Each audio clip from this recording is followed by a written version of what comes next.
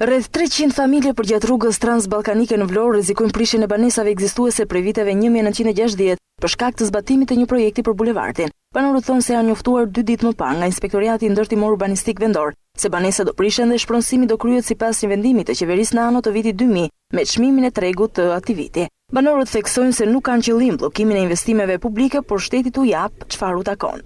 Duam të dimë sa do bëhet kjo rrugë dhe të na shpronsoj sipas çmimeve të tregut.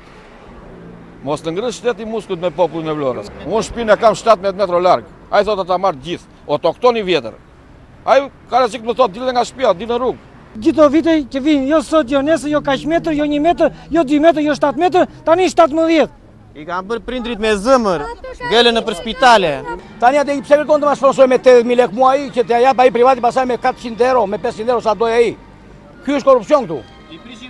Nuk ka transparencë fare. Të vinë të ule këtu inxhinierat e bashkisë, të vinë të ule këtu e të lavosemi, ta sjarrim muhabetin. Më jep lekë të shtëpisë. Të gjitha janë 1 për 1, ose nuk jep lekë do se jep pa lekë. Po shtëpinë do ta japësh komplet siç është. Harroje.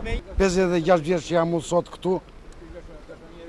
Vjen ca letra paçavure, duke pat letrat origjinale tona atje, ku jam 22 metra nga 17 metra që thonë ata në buza.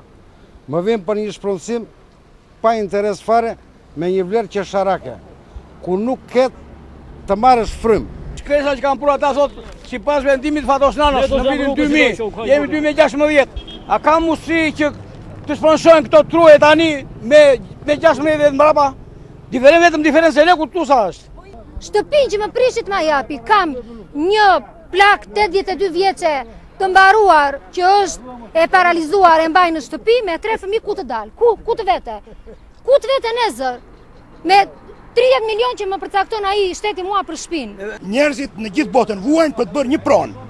Ndërsa në Shqipëri kemi vuajtur dhe kemi shkatruar brez pas brezi pronat tona. Më i fundit jam unë flas sot dhe gjithë ta qytetarë që janë këtu.